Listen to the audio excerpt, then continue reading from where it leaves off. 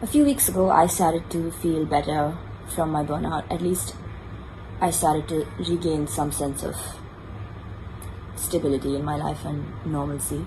And I was talking to someone, and I was like, even now, I feel like there's a part of me that doesn't believe me, that thinks I'm just, overreacting. And it's because of the way in which my depression manifests itself. I don't harm myself, I don't do drugs, I don't drink, I don't, drink buttloads of coffee. I don't have any immediate threats to my life. I don't, that's not how my depression manifests. And so when I start to feel okay, I start to, whenever stuff comes up, whether it's something I have to do and so I overwork, or it's whether I'm upset about something but I don't tell anyone, and basically because of that voice, that part of me, I start to pile up stuff, and then finally it gets too much and I crash, and then I start to get better after a few days. And when I crash, I was trying to explain it and I couldn't figure it out until this time that I crashed. It's like, it's not relief, but it's that finally that part of me that is constantly nudging me and saying, you can do this thing also, it's fine, it's not so serious, you can do this also, it's okay, why are you bothering the person, just, it's fine, let it go, whatever it is, whatever the thing is that I keep piling up and not dealing with, and just adding one more thing to my plate to handle. That voice finally goes away. That part of me shuts up, and only the part of me that is vulnerable and wants to take care of itself, it wants to get better, it wants to get out of this, and acknowledges and understands its vulnerability, only that part is left. And that part now is broken, so it's crying a lot. And then like we all do, I slowly start to feel better, I recover, I start to feel normal again, and then bit by bit, that voice, that part of me that pushes me, comes back. And I was talking to my therapist about it, and I was like, it's like I do this to myself, so clearly this is not going to be my last burnout. I'm going to do it again, but I'm trying really hard to not. But by the time I was talking to her, I had already started to feel better. So that part of me was now defending itself, because I actually like that part of me on some level. It's the practical side of me. It pushes me to improve, to be better. It keeps me grounded. I'm assuming it's the part of me that doesn't let me play victim unnecessarily. And I'm constantly, because of that part, part is clearly more overpowering in me. I'm constantly battling with, am I letting myself go too easily? Am I, that part keeps telling me that it's fine, I'm really not so bad. And so then I keep piling up and then I crash. And so I don't want that voice to shut up, because I actually respect that voice and need that voice in my life. And so my therapist said, yeah, you just have to change. The voice doesn't have to shut up, it just has to change its tone. And I was like, great, so how do you do that? She was like, I don't know. And I was like, oh, okay. She was like, we have to figure it out together. And I was like, no, why can't you just tell me? So I haven't figured it out, but I used to break down every time someone of authority would be nice to me about my depression or would understand. So like in college, my college advisor or my parents or anyone is nice to me about this, and I break down. And I realize it's because that is the only time anyone validates the side of me that is vulnerable and accepts it. And so it finally feels like it's not crazy.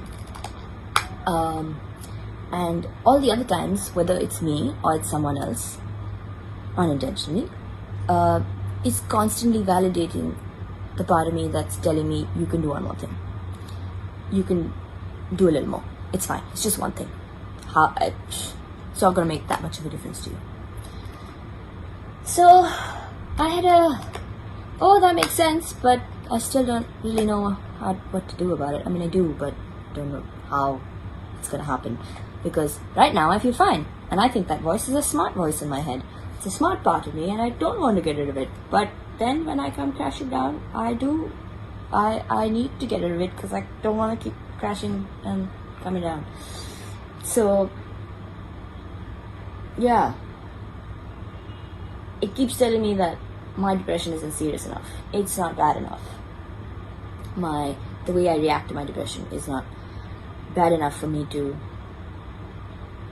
pay more attention and fix it. I'll deal with it. It'll be fine. You're okay until you crash. And then you're not okay for a few days and then you recover. But this time, it's taken me 2 months to sort of become slightly functional again. So I really don't want to go through this again.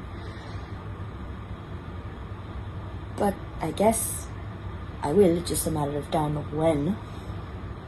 And I guess I have to try and, just tame that voice down a little.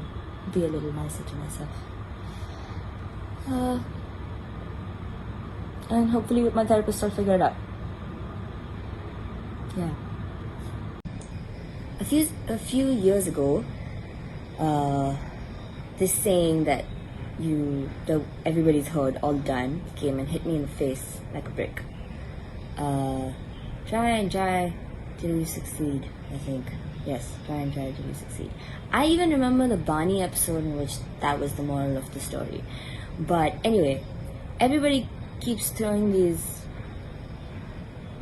sayings at you without telling you how honest and truthful they are. Anyway, so when I was growing up, Ijan told me that people have to try to work on themselves as people, and sometimes they think they can stop trying and they'll just stay where they are, but they won't. When you stop trying, you start to go down in your progress.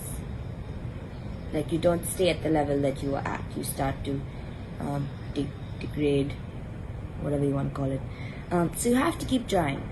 And I'm going to say this, it may make sense to you, it may not make sense to you. Until it hits you, there's very little anyone else can do to explain this. You can read it in self-help books and people can tell you about it, but you just don't believe it until it hits you. But basically, you have to keep trying to be alive and to be a person and to be the person you want to be and to just be.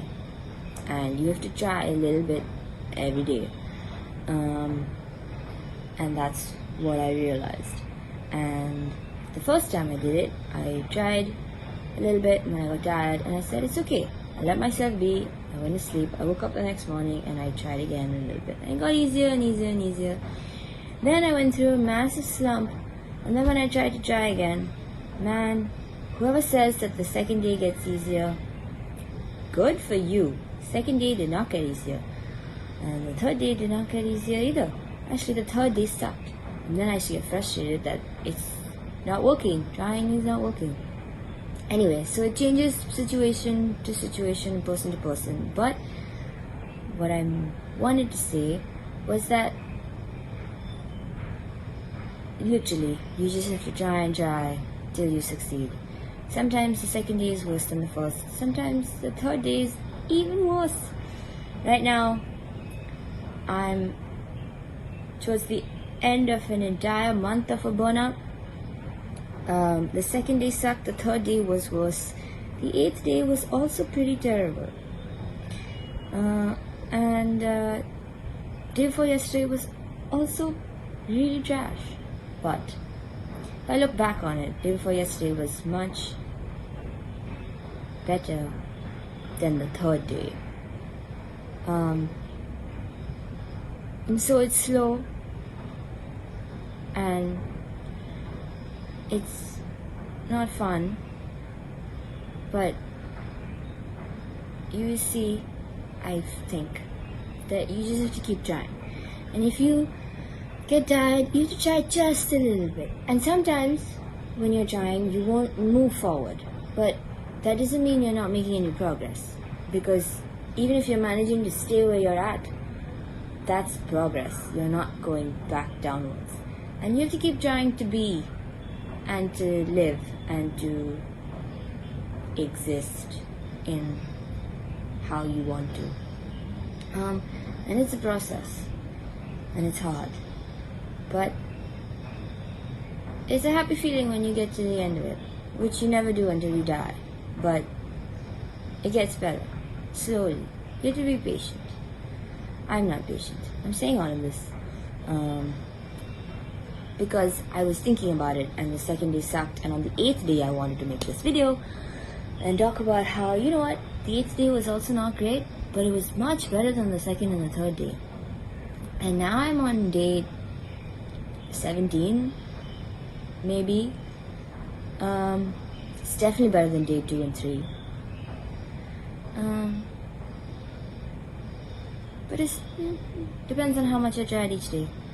And yeah, it's work. It takes time, and you have to keep trying. So hang in there. I'm hanging in there. I'm a raccoon. I had an afterthought. I think it's like a sprain. You sprain your foot, and it'll heal in a week or so. And then if you sprain it again when it's not properly healed, the next time it's going to take longer to heal. And it's the same thing, I think. According to me, if you don't take care of it, it gets harder and harder to heal each time. But if you properly take care of it the first time, or the second time, or the 3rd time, or the 8th time, whenever you learned that you should take care of a sprain,